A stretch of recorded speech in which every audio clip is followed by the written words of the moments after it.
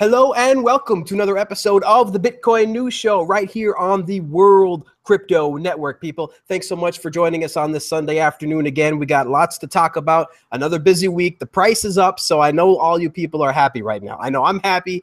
Woke up this morning with the price up. Always makes people happy. So thanks, guys, for joining us. We got, again, lots to talk about. We're going to be talking about the state of the NO2X fork that's coming up in November next month, when we're talking about Goldman Sachs' response to Bitcoin, and of course Bitcoin and Netflix. Who knows? Let's dive into it. So with first, before we announce the panelists, let's get into a couple of quick announcements, guys. The World Crypto Network has had some awesome coverage of the Hacker Conference in Prague going on right now. This is the last day of that. So as you guys know, the World Crypto Network has been traveling all over Europe, reporting on a bunch of different conferences, including Breaking Bitcoin as well. So just been having great content. Just thanks, shout out, guys, to Tone Vase, to Mad Bitcoins.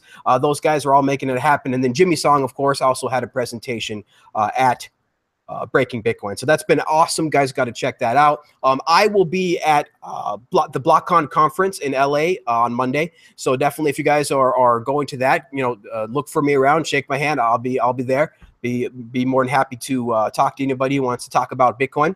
And then finally, the last announcement is pretty awesome, guys. Look, the Segway usage is going parabolic. It appears that it's now almost at 10%, if not over 10%, by the time you guys hear this. It's getting really crazy, really happy, really exciting, and I gotta think that that's part of the price rise. So without further ado, let's introduce our guest today. First and foremost, let's see, we got Mr. John Light. How you doing, John? I'm doing great. Thanks for having me on the show, Vortex. Awesome, man. Co-founder of bitc.org. We've had you on the show a few times, and we really love your input, John, especially around before that Bitcoin Cash fork, man. We needed you to tell us everything was going to be all right, and you did, and it was amazing, and you were right as usual, John, with your game theory. So let's go with John C, CEO at XO Media. How you doing, John? Good. How's everybody doing? Awesome, man. Thanks so much for joining us.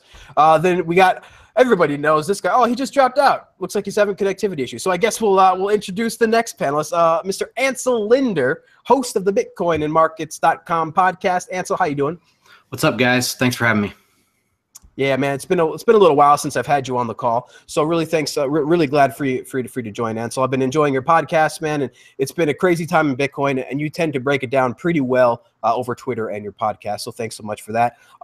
Adam, are you with us?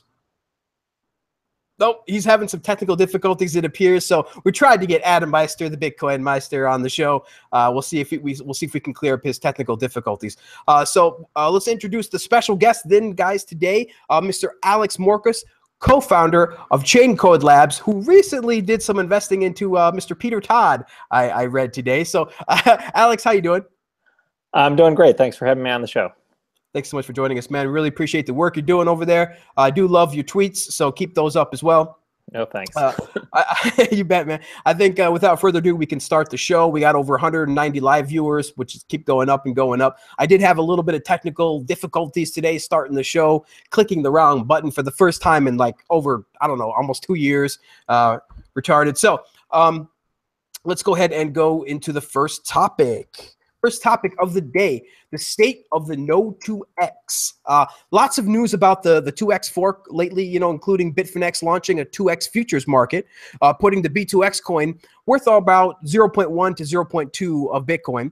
And then we got Garzik merging code into BTC1 that would actually disguise itself as a core node as to not be disconnected by version 0.15. What I want to know from the panelists, and we'll ask Alex first, what is your opinion of the NO2X? What is the state of the NO2X? Is it gaining ground? Is it becoming like the user activated soft fork? And maybe what are your thoughts in general of Garzik's merge into the recent BTC1 code base? Alex, what do you think? Okay, that's a pretty big topic. I think NO2X is doing great. When the New York agreement first came out, I tried to, even though I sort of wasn't something I supported, I tried to have open mind. I feel, especially as a core developer, I don't want to take on the role of sort of driving the direction of where the network goes. But it was pretty clear pretty early on that a lot of people weren't going to accept that way of moving forward. And so then I said, all right, well, I don't think it's right for the sort of majority or even a minority that has some power to, for lack of a better word, bully everyone else into going along with it. So I decided I would speak up this time a little bit more than I have before. And, I was pretty confident that the way we saw the UASF movement go, that this was just going to be way bigger. This seemed like a much...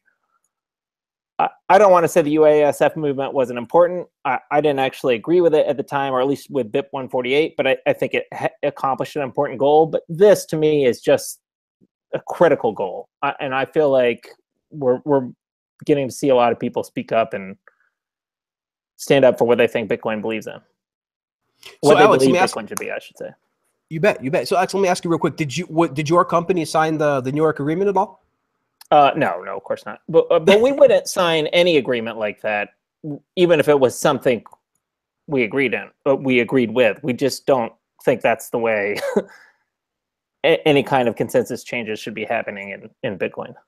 Very interesting. Yeah, I definitely heard from the WCN coverage of the Prague conference today. I heard Slush speak, the creator of Trezor and the first mining pool. He said that they didn't sign it because they read it and decided that it could be misconstrued into all sorts of different ways and things like that. They didn't see it very clear, so a very clear distinction of the words. They really thought the words could be used the wrong way, so they didn't sign it for that reason. So very interesting to see that your company did not sign that.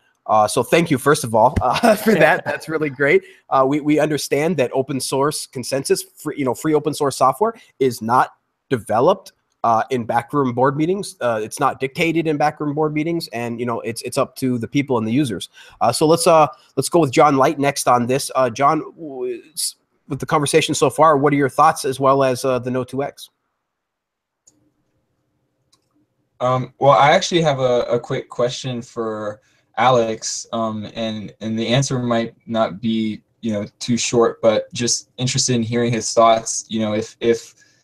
If agreements like this New York agreement aren't the way to build consensus for a hard fork, in your personal opinion, how would you prefer to see companies and developers and users and miners, the whole ecosystem of stakeholders, how do you think that a hard fork could be done successfully in the future? Yeah, well, let me start, I guess, by saying what I didn't like about the kind of agreement that the New York agreement was. I think it's building consensus for an idea, a proposed change. That makes sense. You can advocate for it. You can try and convince people that they should want it or why it's good. But the key difference in something like the New York agreement, and it was also what we saw with a lot of the earlier attempted hard forks all the way back to XT, was it was an ultimatum. It was a statement of, we are doing this, we're doing it at this date. We haven't even, maybe we've made some of our own expectation of how much of the community is on board with this idea, but we're not waiting to see what kind of consensus is built behind this specific proposal. We are just going forward. And to me, that's the part that it's a deal breaker. Doesn't matter how good an idea it is. So I do think you could have proposals where people could sign on that, hey, I support this idea. And if it gets sufficient consensus, which I'll admit, it's a very difficult thing to measure. I don't know how you know when you have that. And I think none of us do. Bitcoin's an entirely new thing. We're figuring that out. But I think it's okay if it takes time. I mean, it's a project that has a lot of development and work left to go, and we shouldn't be rushing into doing things because we feel sort of temporary short-term pressures. I don't know if that answers your question. I don't know how it's going to happen in the end, but I think it's going to take time to build consensus. I do hope that eventually we will have hard forks. I think it would be a shame if we're kind of already ossified to the point where we can't eventually do that, but Alex, I really like. Thank you. Yeah, I really like your point, Alex, about how we're all learning. We're all still trying to figure this out. I mean, there was a lot of people that was really scared about the hard fork, in August. And there's a lot of people who was really scared about the 2X. And it's like, look, we figured this stuff out. Yes, you should understand that you should have some fear, but you should use that fear to guide you, right? You don't need to give into it. You need to use it as a tool, as it's meant to be used, which is to figure out what to do next. Okay, so it's like a signal. It's like, okay, look, okay, we've got something bad coming. How are we going to fix it? Because we're going to fix it every single time. It seems Bitcoin has been resilient. I recently used the quote about it being like the Borg on Star Trek, right? You just can't seem to take it down. It just continues to adapt. Yeah, and I think that learning is something that didn't happen with this New York agreement. And I wrote a sort of Medium post that touched on this a little bit. If you look back at the wording of the original XT letter, I mean, it's almost the same kind of thing. We have this amount of hash power. Here's the companies signing on, to some extent, the very same companies. What was that, almost 2 years ago? And we saw how that turned out. Why wouldn't you try a different approach? I mean, I understand that people are frustrated. I don't actually think that frustration is warranted. I don't think that we need to have a block size increase quite yet. And I should say another one. We did just get one with Segway. But just repeating the same thing that we did in the past that's not the right way to learn how we should do this. Especially after XT, Classic, BU, then BU again, and then now 2X. So it's pretty crazy. John, so we'll go with you then and let you give your comments on this so far. I'm really curious to see what you think about the Garzik merge recently as well. Sure. Yeah, my general sentiment towards Segway 2X mirrors that of Alex. I think for me, I guess I'm less opposed to the idea of a hard fork block size increase, more so kind of concerned about how it's being done, and the way in which they kind of committed to this before having any code, before having any tests done with that code, before having any kind of data about what kind of effect 8 megabyte blocks could have on the network. And it seems really premature to kind of commit to that kind of change to the Bitcoin protocol, which essentially forces everybody to upgrade their software to stay in consensus with everybody else. And so I would have preferred to see pretty much everything that they've done so far, except for a commitment to a particular date to hard fork. Like, sure, sign a letter, sure, write the software, sure, do a test net, show us what the effect of 8 megabyte blocks could be if you were to simulate the real world conditions of the Bitcoin network today. But don't commit to something and kind of tell everybody get down or lay down before we've really had a chance to digest this proposal and review the data and see whether this is really something that's beneficial to Bitcoin, that perhaps the security or extra resource consumption requirements are worth the trade-off for potential throughput increases. And yeah, I would have just liked to see more collaboration rather than this kind of dictatorial approach that they've taken.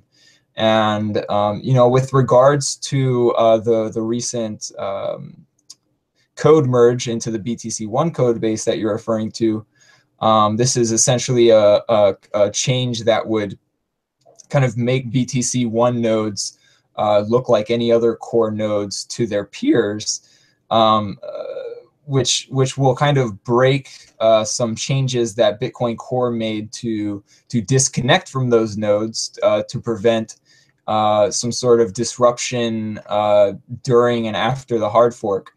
And I don't really have strong opinions about this code merge. Bitcoin is a permissionless system, and we should just expect that people are going to put malicious kind of nodes or nodes that are potentially breaking some of the rules onto the network, and kind of plan and adjust accordingly.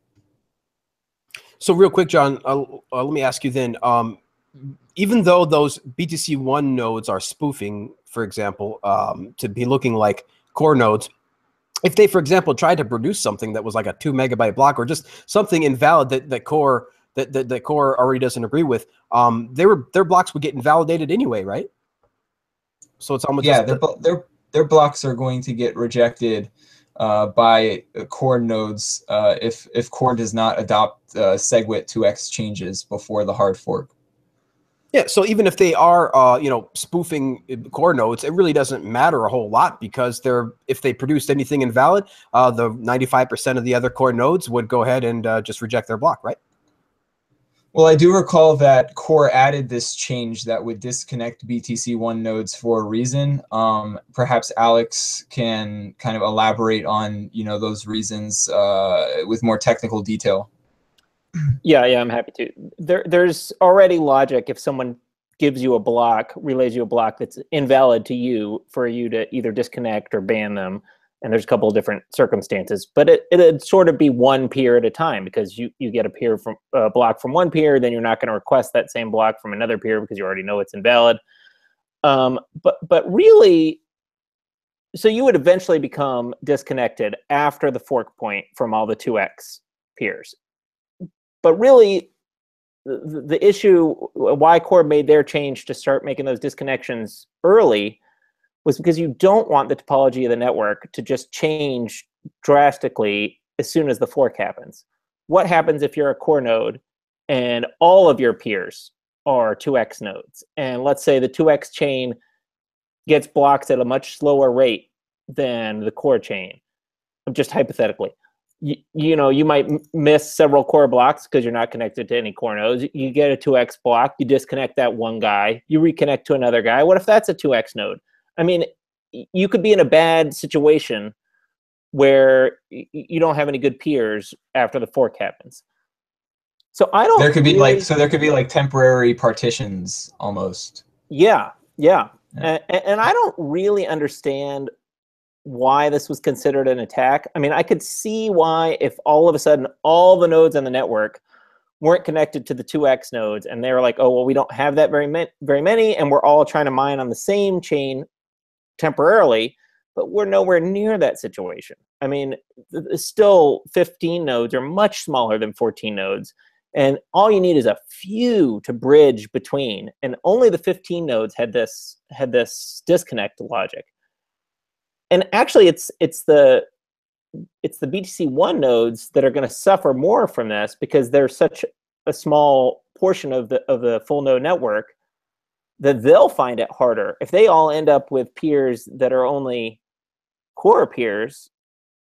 And once the fork happens, they're the ones that are going to be in trouble. So at this point, I don't think, as somebody that's following the original rules Bitcoin, the fact they made this change is really going to have no effect on you. It would have been a problem if there were a lot of BTC1 nodes, if they were a majority of the network or something. And then the remaining nodes following the original rules might have had problems when the fork happened. That's why we made the change. But when they're 1% of the network, it's gonna. So I don't think we should make that big a deal out of it. I don't think it makes any sense, but I don't think it's not really hurting us. And the other, interesting piece is, without changing the code, you still can't identify them, because they haven't changed the version. It still identifies as Satoshi 1 dot something.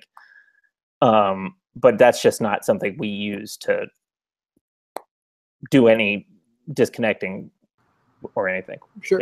Well, cool. Thank you for clarifying, Alex. Yes, thank you so much, Alex. That was great clarification. Let me ask you real quick, Alex, one follow-up question. Is it true that there really can't be a reorg on the original chain, because the amount of hashing power and nodes that are out there for core, the only thing that could reorg would be on the 2x, right? If at all? Are you mean like wipeout? Like you were on your other chain and then you went back to the other fork? So I think if I'm understanding your question, if there was a hard fork and the original chain is never going to reorg to the chain with the hard fork because those blocks are just invalid. So your node will never accept them. It doesn't matter how much hash power they have. Right. But the problem exists if the hard fork rules end up not having the majority hash power because they still accept the old chain as valid. And so they might start off hard forking, and then when too much hash power builds up on the original rules, they might sort of wipe out their chain and go back. But I think Segway 2X implemented protection for that. I think they require the first block after at that, I forgot what the block height is where the fork happens, but at that block height has to be greater than 1 megabyte base size or something like that. They have some sort of wipeout protection in there. So once these two chains split, neither one of them is going to go back to the other one. Now there could be, you could have, if one chain has majority hash power, they could go to the other chain and sort of maliciously mine sort of reorgs if they wanted to, and that could happen in either direction. If you had the minority of the hash power and the majority decided not to mine their own chain but just go attack you. But I don't think that's, yeah. First of all, that's in no one's best economic interest, and I just don't think that would socially be accepted by anybody in the community on either side. So really what I'm hearing then pretty much both from you and John, like so far, is that 2X just really isn't going to have a whole lot of effect at all on the original chain. Now, of course, users and stuff will have confusion and things like that with the addresses being the same and possibly no replay protection and stuff like that. But if you hold your coins, Bitcoin is going to survive this no problem, just like it survived the Bcash. And it doesn't sound like there's really, the 2X is really all that much of a threat at all. So let's go on to Ansel. Real quick, I mean, John. just a point of clarification is that this whole time we've been talking about nodes, but we haven't really talked about miners. If miners, fulfill their commitments, then the legacy chain is going to have significantly less hashing power, and the legacy chain could end up, with a relatively, same amount of hashing power relative to Segway 2X as Bitcoin Cash has to the legacy chain today. And so it remains to be seen whether miners are going to, fulfill their end of the bargain or to stay on that chain for very long if there is not a lot of economic support. But, this discussion about how the nodes interact is kind of orthogonal to how the miners could affect stability on either network. So that's something to take into consideration. No, but I think even that is not the, obviously having good hash power on your chain is important for security, and it's important so blocks happen and transactions can get processed. So I think you could experience disruption in either one of those things. But at the end of the day, what matters is what the community or investors or users value. And there's definitely a network effect. So there's an incentive for everybody to value the same thing, which is, I think, why you see something like Bitcoin Cash getting smaller and smaller. Like, it didn't sort of reach critical mass, and everybody's like, well, I'm going to believe in the one that everybody else believes in. So I think by far the best metric of that is price, and price is also going to be what drives the miners' incentive. But that's, I was going to say that, Alex, because now we have a futures market, and now since the price we can gather, let's say if the price really was 0.2 or 0.25 of Bitcoin, that is not enough to incentivize the miners to all switch over to 2X, right? I wouldn't think so. But even if it does, even if those miners think they're locked into an agreement, if the price of original Bitcoin is so high, new people are going to start mining on it. I mean, that's the whole point of this thing, is there are economic incentives to do that. So I think what really matters is where does everybody, and everybody is part of this equation, the miners, the exchanges, the users, the wallets, the investors, where does everybody assign value? Which Bitcoin do they believe in?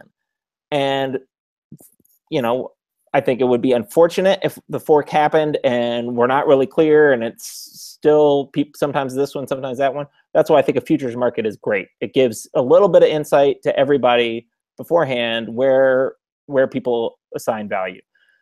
I mean, right now the volume is very, very small in the bitfinex market. It's early days. Hopefully there'll be other futures markets. But I think that's that's definitely the best way to get information. Awesome. All right. Well, let's give Ansel some airtime here. We've been hearing so much from John and Alex. Ansel, so far, what is your what is your opinions on the topic so far and the discussion so far, in addition to the 2X and of course Garzik's merge?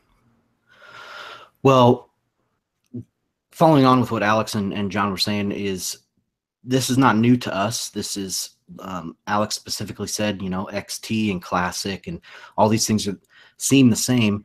But what they did different this time was they're trying to tell us that Segway activated because of the NYA. So they're trying to take credit for that and tie people in as owing them something. We owe the NYA, we owe these companies, a hard fork. So that's a little twist on what we've seen in the past. And I think it's important to talk about that too. Also about the development, I'm really glad that John, you asked Alex about what does a good process look like for these upgrades, because I was thinking the exact same thing. The way that I think, I don't want to put words in their mouth, but the way I think the NYA people would say is that we've been discussing this for 2 years. And Jeff Garzik's famous saying is support tickets. The support tickets have been out there, and they're just trying to go with what the real users want. But I've been harping on this for maybe a month now, that there is no user-led movement for 2X. There is zero. It's only CEOs that signed this agreement, and it's very, very telling. So maybe we've seen some tweets out there that have been promoted. I've seen promoted tweets for 2X, but I haven't seen any I think I've seen some actual Ansel, sorry to interrupt, but I think I've seen some actual advertisements of Bitcoin Cash and stuff like that from Roger and his minions. But sorry, go ahead. Yeah, some banner ads and stuff. Yeah.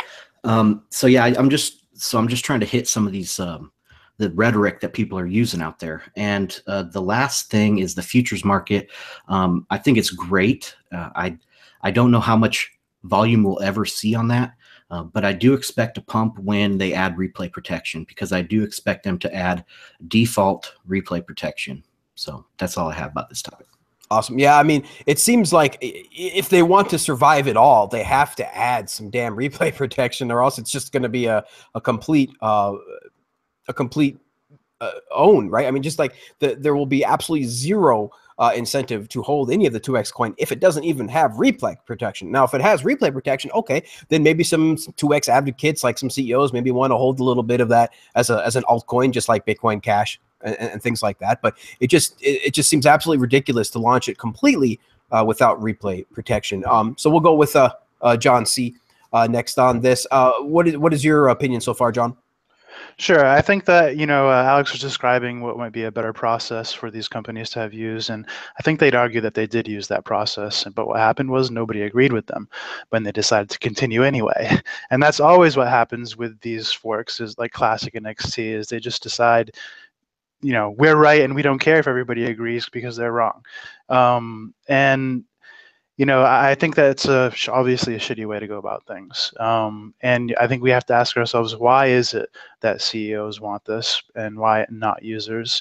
It's not because of the reasons they say. They never really made their case from a technical standpoint. They didn't provide us with a bunch of data showing how the network needed to be of a certain megabyte in block size, and they're not using any actual scientific approach on any level. So I think that the point here is disruption. I think they're choosing this because they know that they have to force it through. They're choosing this method because it's the only method that they can make work. One question I did have for Alex as well is, you say that we have so many nodes compared to them, and I saw some recent posts about how someone from Coinbase was trying to help Jeff with setting up I don't know if it was cloud nodes or some kind of way of automatically generating nodes. Is there a risk for somebody generating thousands of cloud nodes and causing an even bigger problem in this fork? Well, do you mean from it changing the perception of where the base of support is, or do you mean from the issue of the disconnection logic we were talking about earlier? The logic, the aspect of, we could be in a hairy situation. You said it's not a big deal if they only have one, a few percent of nodes, but if they have a bunch, then what? Yeah, that's interesting. I mean, I hadn't really sort of thought through if they add another 10,000 nodes in the next 6 weeks. I mean, I don't know how what'll reasonable happen. that is, but I imagine they could at least. I mean, we've seen these parties spawn tons of nodes before.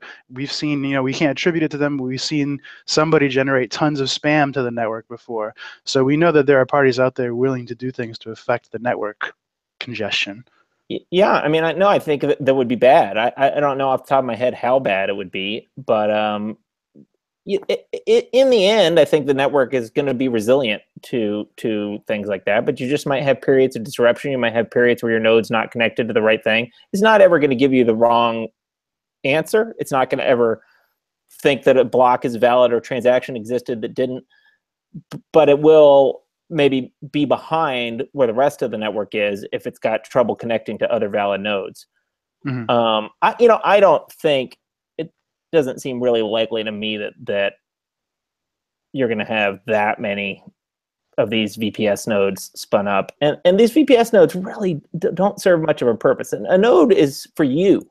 The purpose it serves is for you. It's not like the network needs more nodes in order to get the transactions and the blocks around. No, it's so that you can verify for yourself what the rules are and what the Bitcoins are and that whether the transaction is valid or not. So spinning up nodes just to make it look like you have support, which is one reason people don't like to use that, because you can do this, but you have to like kind of look at the historical trends, right? I mean, if all of a sudden the number of core nodes went up by another 5,000, you'd see that. You'd see it wasn't that many all along, and you could kind of have a sense of. Mm-hmm. Well, we have seen it, right? Like we saw like Yeah. the classic node chart, you know, peak and then disappear. Right, and did that confuse anybody, or did we know that those were just nobody Yeah, I thought mean, that there were that did many know, people running and it? I think Ansel is right too. I think that there's really a good chance that they'll just add replay protection at the last minute. Yeah, that's I'm what I've surprised been you think that, Ansel. You think they'll add mandatory protection where you have to, like, any transaction that would be valid on their network would not be valid on the old network? Yeah, I think so. I don't see. I think their best case scenario, honestly, is to be an altcoin. They'll never be Bitcoin. They'll never have a majority of the network. They'll never. It'll just die if they try to do something without replay protection. So, yeah, I think they. In the end, there's going to be some speculators out there that really pressure them to just add it. I think that, like, for the CEOs and the companies, that one line that we've seen that they're not willing to cross is either causing harm or causing loss or subjecting themselves to possible lawsuits.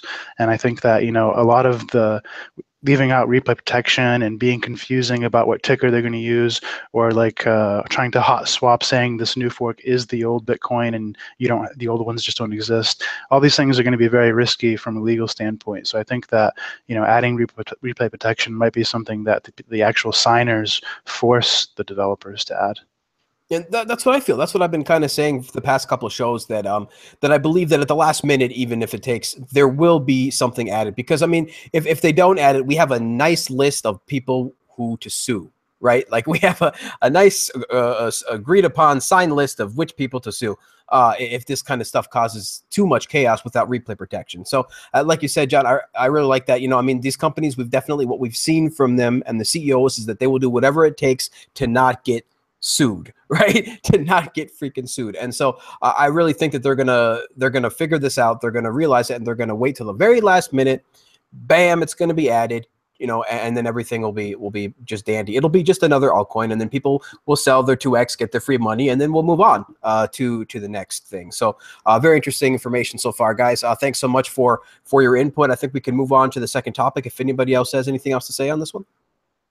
Nope. All right. So before we go on to the next topic, we would just ask if you guys could give us a thumbs up or a thumbs down if you don't like what we're saying. And please, if you guys are new to the show, hit the subscribe button, subscribe to the World Crypto Network. We do a bunch of content all the time. We've been covering live events over there in Europe. We have a daily show. We've got a weekly show. And then, of course, my show is every Sunday. So we have a lot of great content that we're covering out there. And again, shout out to Tone Vase and Jimmy Song and Mad Bitcoins out there who are just doing awesome work just covering this events, writing articles, you know, creating intro videos. Jimmy Song did some videos about how Segway works and things like that. So we're just trying to bring more content to the space, and we have a lot more coming down the pipe, guys. So let's go ahead and move on to the second topic. Recently, the Wall Street giant Goldman Sachs weighed in on what they thought of the Bitcoin, of what they actually thought of Bitcoin, saying, quote, "Still thinking about Bitcoin, no conclusion, not endorsing or rejecting." So within a few days of this just happened within just a few days of yet another ETF proposal being shot down by the SEC. So Alex, I want to get your opinions. Well, is Wall Street like getting on board, or are they not? It seems like they're starting to tweet about it, but then they say no ETF, and then but we got an options market coming, and then so I'm just trying to figure out what's going on over there on Wall Street. Alex, maybe you have some insight onto this. Yeah, I mean, I think we've been saying that we're on the doorstep of sort of mainstream Wall Street interest for a while now. I do feel like it feels like that, and to be clear, we have like a few big hedge funds, a few sort of well-known investors that have already gotten into Bitcoin or the crypto space. And so, you know, broadly speaking, I think there's kind of two classes. There's the class that looks at Bitcoin as a store of value and an asset in it of itself, and looks at these properties of uncontrollable, uncensorable money and says, wow, that's something I want to own. That, I think, is still the smaller portion of where the sort of Wall Street investment is coming from. The other class is the one that look at the broader movement. And I don't know what opinion you all have of the broader movement, but I think it's clear there's a little bit of mania around blockchain tech, around altcoins, around ICOs and tokens. But it shows no sign of dying down. And to some extent, buying into Bitcoin or Ethereum is a way to get in on that. Well, here's this new technology, the new internet getting born right now. And how do we get in on that? And I think we're seeing a lot of that happening more now, but we're still fighting the fight of pitching why Bitcoin itself should really be an asset. I think that's the battle that needs to be won in the end. Yeah, and I feel like we're trying to bring that through too on the World Crypto Network, because you know we try to interview people from around the world and see what get their thoughts are. And you know we had somebody on from Venezuela, and he went ahead and gave us his thoughts on that. And you know, from his point of view, Bitcoin was absolutely saving his life, you know, saving his family and saving his house and things like that. So it seems like the people in the first world need a little extra nudge to figure out what Bitcoin is and why it's needed and things like that. But people in third world countries seem to get it right away. So I feel at some point they're gonna meet in the middle, you know, of unstoppable, uncensorable, censorship resistant money, right? With this could also potentially continue to appreciate to the point to where I could actually retire one day. So, something in the middle's gotta meet. So let's go with John C. He went last time, so let's go with John C. next on this. John, what is your opinion on Wall Street and the recent news coming out of there? And what do you think about? Are they getting on board yet? I mean, like was said, there obviously is a lot of money being put into Bitcoin, not just from, you know, crypto kids and drug users and things like that. I think there's a lot of people investing in it, thinking of it like it's a gold 2.0, stuff like that. They've seen it. They've seen all the gains that they've missed out on for years now, and you know, people are paying attention. But when Goldman Sachs says something like that, honestly, to me, it just means they're buying. You know, Goldman Sachs will always say something really, really bad, you know, at the bottom, really, really good at the top. They're kind of good counter indicators. So I think that if they're saying that the verdict's still out, that means they've made their decision and they're ready for Bitcoin. Yep, absolutely. I mean, that's kind of what I get. You know, whenever a bank starts tweeting neutral things, right? Neutral things to the public, we know behind the scenes they're buying the hell out of it. At least that's what my personal opinion is. We'll go with Ansel next. Ansel, what do you think about Wall Street so far, man? And they're talking of Bitcoin the way that they talk about it. Well, eventually they're all going to adopt it. Eventually they're all going to be here. It's just a matter of time, I think. And exactly how that process looks. There's a lot of rumors out of China now saying that, you know, they're going to have licensed exchanges and things like that. I've even heard things about maybe a yuan tether for their exchanges, and to me, that is a play to control liquidity. I mean, there is already a USD tether, obviously, but it maybe these regulated exchanges will have to use another brand of USD tether. And when that comes around, they'll probably all jump on board because, yeah, if they can control the conversion between dollars and tether, then and control that balance, they can control the price basically. And so I think they're going to try that. A lot of independent exchanges are going to come under a lot of heavy pressure. But overall, from Goldman and even the JP Morgan Chase stuff from Diamond, it's just noise to me, really. Yep, it really is. Seems like they do a lot more noise than signal, right? But I tell you one thing, that Goldman Sachs tweet, that seemed like a pretty big signal to me that somebody over there is buying. We'll go with John Light on this. John, what do you think about this craziness? Are we ever going to get some actual Bitcoin ETFs? Is Wall Street ever going to get fully on board, or what's going on over there? It'll happen. It's just a matter of time. And I mean, regarding this particular, comment by Goldman Sachs CEO, this comment actually followed a report out of the Wall Street Journal that Goldman is looking at opening a Bitcoin trading desk. And so, I don't think the timing is a coincidence. I think that they are kind of putting feelers out into the market through named and unnamed sources, now including, straight from the top, their CEO. And, based on the reception from, their stakeholders, shareholders, executives, and other, major account holders, they'll probably, take more concrete steps towards establishing some sort of position, whether it's a long position or just a trading desk, remains to be seen. But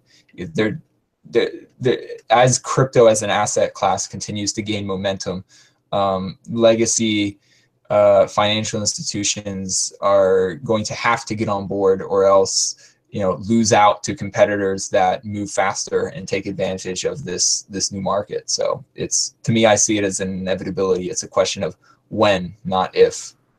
Absolutely. I mean, this was a lot of people said this too about. A few people said this about this with the internet. In the early days of the internet, people were talking about this about telephone companies, that, hey, they have to adapt, right? They can only fight for so long. And of course, they turned into ISPs. But there was a lot of people that were like, no, I mean, they got this X25 protocol and they got all this funding and all this money. They could definitely disrupt. And, and it's like, look, at the end of the day, the market chooses, and the market chose open source. They chose TCP/IP. And I think that they're going to choose Bitcoin as well, because when everybody can speak the same language, like the Bitcoin protocol, then we can start building stuff. We can actually start building stuff on top of it, just like with the TCP/IP protocol. Once everybody agreed upon that was the protocol of transfer, well, then we had the entire birth of the internet. So amazing stuff. Amazing information so far, guys. Thanks so much. Let's go ahead and see. Do we have anybody left? We have Adam Meister over there. He's having some technical difficulties trying to get him into the topic. So apologize for that, Adam. Hopefully you can get that worked out. Otherwise, we will definitely have you on another episode. We haven't had you on in a while, so we got to get you back. You guys definitely want to check out Adam Meister's show. He's got a lot of good stuff. So I think. Did I call on you? I think I got everybody. Maybe we'll go with John C. Did I call on you on this topic yet? Yeah, I did. Okay, cool. So we can go ahead and move on to the next topic. Sorry, guys, I'm losing it. The chat's going by so fast. There's so much stuff. All right, we can move on to the third topic of the day. I really found this article really interesting. I really wanted to share it with you guys and see what you guys thought, because I mean, this kind of, it feels like just a few months ago, something like this just wouldn't even be talked about yet, but yet here we are. And so I really want to see what you guys think about this. So the third topic is Bitcoin meets Netflix. A principal developer of the Lightning Network, a second layer scaling solution for Bitcoin, announced that he is interested in creating a version of Netflix that runs over Bitcoin Lightning Network, or at least a protocol that allows this. And I want to ask, we'll ask you first, the special guest, Mr. Alex over there. Is Lightning just like this big, huge sleeping giant that that everybody thinks is 10 years off, but really could just kind of come up and explode in the next year, that nobody and you know, surprise everybody. And are more and more developers going to be like eyeing this technology to build these apps that we actually thought once impossible to build just a year ago? Well, I think Lightning's a little bit like Bitcoin in that there's a lot of potential, but it's just a project right now, and we gotta work on it. We gotta build it. We gotta see where it's gonna go. I mean, I'm hopeful that Lightning will be able to do great things, but I think it's more representative of the idea of building another layer on top of Bitcoin, and that I'd say I'm more than hopeful. I'm optimistic that we'll be able to do a lot of really neat things on higher level layers. And I think Lightning's a great first start, and maybe it will be a juggernaut that just sort of, then we're building things on top of Lightning next. And now that Segway is here, we can start finding out. So I'm awesome. excited to see where it takes us. And of course, we see, like one of the announcements that I said earlier in the show is that we're seeing it like hit 10%. It's just starting to go like straight up like right now. So I think that's really, really bullish for Bitcoin, for the price, for the ecosystem, and for the development. And it's really going to be fun to see the stuff they're going to be able to build. And I thought this was just a great example, you know, bringing Netflix over Lightning, allowing anybody in the world to be able to go with Netflix instead of having them only be isolated certain content in certain countries. You know, I think one day we will, because of Bitcoin, have this, you know, it'll be disrupting copyright. It'll be disrupting all of these technologies to the point to where anybody should be able to download any movie they want once it's released from anywhere in the world. And I think that the movie companies will be making a whole lot more money. And I think that everybody will be a whole lot more happy. So if everybody in the whole world can just buy a movie as soon as it comes out, that'd be really interesting to see how that's going to play out. So we'll go with John Light next on this. What do you think about this, John? This Lightning, the Lightning Network in general, but also already begun to build this Netflix app over it. What do you think about this? Yeah, well, Lalu was careful to say that Lightning still, you know, requires a lot of kind of low-level infrastructure work before it's really ready for prime time for an app like this. But it's really exciting to see him and other developers taking the first step to develop some interesting consumer applications that utilize Lightning. I think Lightning is a very promising technology as a way to make Bitcoin extremely liquid, moving around the internet at line rate. And for me, I've always kind of envisioned the kind of main Bitcoin blockchain as a settlement mechanism for large transactions. And you know, in my kind of vision for the future of Bitcoin, I imagine that people are going to probably get paid on chain rarely, you know, periodically, maybe a few times a year, and then they'll just have either payment channels open with peers that they are paying money to often, or paying money through to reach other peers on the network. Or people will be using other layer 2 protocols like sidechains and similar off-chain transaction mechanisms. And that's really what's going to enable Bitcoin to scale, to reach billions of people and machines. And you know, these kinds of applications like Netflix, they just need that kind of, you know, scale to really work well for as many people as Netflix, you know, currently serves today. You know, YouTube has hundreds of millions of users.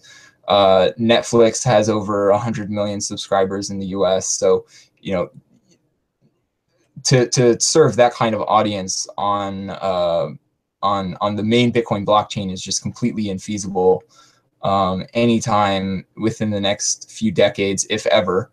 And so using something like Lightning is really inevitable. Awesome. Yeah, I mean, I really think that with the uptick of Segway, we're really going to see Lightning start taking off much faster than I think people predict. Because there are still people saying that it's vaporware, that it's like 10 years out. And I really think that within the next year or two, we're going to be seeing amazing applications on Lightning, even if they don't scale to the whole planet per se yet. Like you're saying, you know, Netflix needs to support hundreds of millions of users. I don't think that's going to happen anytime soon on the first layer, but still the possibilities are there, just like they were there in the early days of the internet. And there are people that will want to make those realizations come true. So we'll go with John C next on this. John, what is your opinion on Lightning? And then people already writing a Netflix for a Bitcoin Netflix over it. You know, obviously I'm involved with video, so I do have some particular perspectives on this. I'll say one, people already can get movies however they want. They have Tor, you know, they can download things, or they can choose a centralized provider like Netflix, and those providers like Netflix get paid for a reason. There's a lot of benefit that comes from centralization, and you know, sometimes what people forget when they're thinking about, you know, designing decentralized applications and things like that is that you're leaving out that we don't really have a good solution for decentralized marketplaces. And so even if you make, you know, a way for people to do, say, atomic swaps, or a way for people to, you know, get video on demand from a decentralized storage network, you still have to connect those users and have a marketplace. And that's ultimately where centralized providers will provide a great advantage. And so it's going to be very difficult to do that kind of thing with video. You know, we talk about big blocks in Bitcoin being a problem that causes centralization. Well, there's reasons for that, and the same applies even more with video. Video is very large files. People want them very quickly. It's going to be very impractical to do anything like, say, live streaming from one source to many people using a decentralized storage network. But, you know, it might be feasible with something like just doing video on demand once you can get a good cache going and playing the video. In the end, it will be tough to compete with centralized providers, but maybe if the market becomes big enough, we'll figure something out. I don't know how that will affect copyright issues. I don't think that content creators are just going to stand by and let a worldwide network, you know, take all their value out of their content. They're going to have to find other ways to monetize that if it does happen. So we're still going to see the monetization. I'm not a very technical person, but I did look a bit at the paper about the Lightning Network video streaming, and I asked my dev a little bit about it, and he said that, you know, there isn't a good player for Dash for the protocol that they're using. There isn't a low latency player, so it's not, again, something that you'd be able to do streaming with, but it is something that might be like a similar solution. Maybe they can do something like what Siacoin is trying to do. I know they're trying to do decentralized storage, and they're also interested in adding, you know, a video player capability to their software to be able to pull video from their network as well. Yep, very interesting. Yeah, I mean, it's definitely not going to happen overnight.